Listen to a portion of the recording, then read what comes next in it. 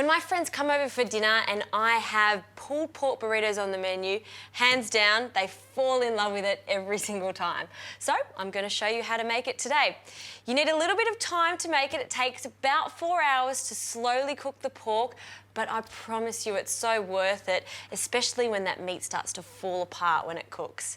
So I have a pork shoulder here. I've got some Murray Valley pork shoulder, and I love cooking with this, especially for slow cooking. And ask your butcher to tie it just like this one. It just makes it easier when you're putting it into the pan and cooking it. I've also got a big heavy casserole pot here ready to go. I'm going to put 2 good tablespoons of olive oil on the base of that. Just get that really hot because we want to seal the meat off first.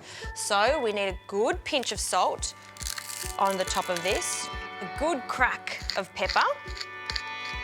And we'll start with this side. And we want to cook that for at least 2 to 3 minutes on each side, just getting some good colour.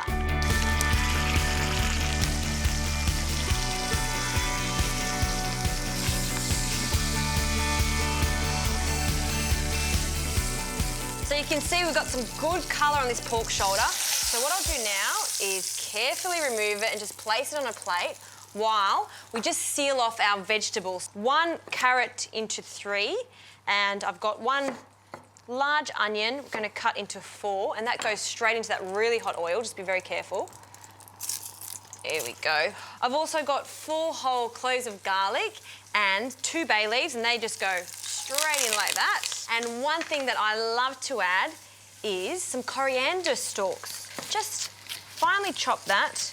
We'll use all the leaves later on, but at this stage, when it's cooking for quite a while, this will give it a wonderful flavour. And a good stir.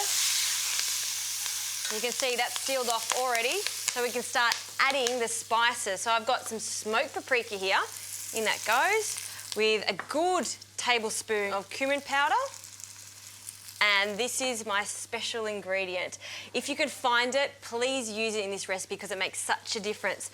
I have Chipotles in Adobo sauce, and this is something obviously from Mexico, and what it is, it's dried and smoked jalapeno peppers, and I simply love them. And where you can get them are from good delis, or if you go to a Mexican grocer. So keep an eye out for them. And I've got about 200 grams here. I'm not going to puree them this time, I'm just going to pop them straight in with all those spices. All right, good stir. We're going to pop the pork straight back into the casserole pot, just like that. And now we're adding the liquid. So I have 400 grams of tomato puree, so tomato passata, and 3 to 4 cups of chicken stock, beef stock, or pork stock, of course. So let's cover this. It looks like a lot of liquid, but I promise you, it's just the perfect amount. We'll pop the lid on, and I'm going to put that in the oven at 160 degrees for about 4 hours. I like to check it halfway through just to make sure there's enough liquid, and as soon as that pork starts to fall apart, you know it's ready.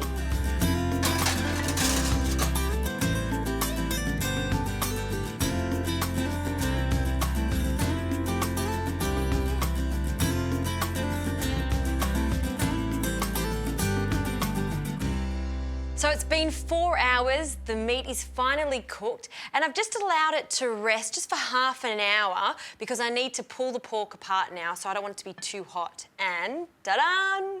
There it is. It smells so good in here. Let's take it out of this sauce. And you can be so careful because it's just falling apart. And don't forget, we did have this piece of pork tied, so take off the string, remove that skin there, and then 2 forks is all that's required. Look at this meat. It's just falling apart.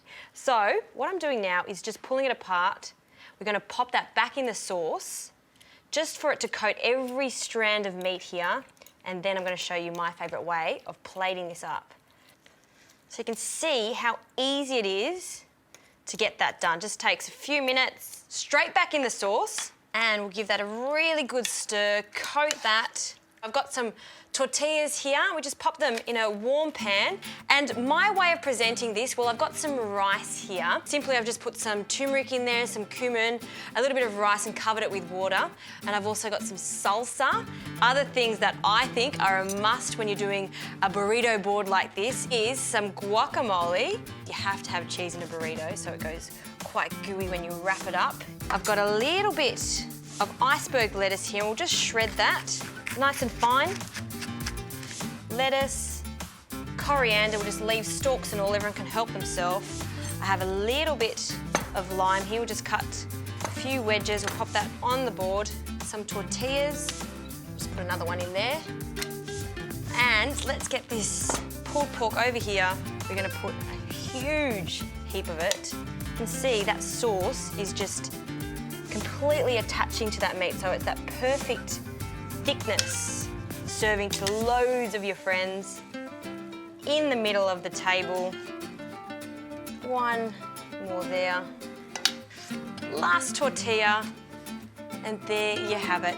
I know in my family, a lot of people, they don't want the rice or they don't want the coriander, so this is a beautiful way to serve it. Everyone can have whatever they like in their burrito.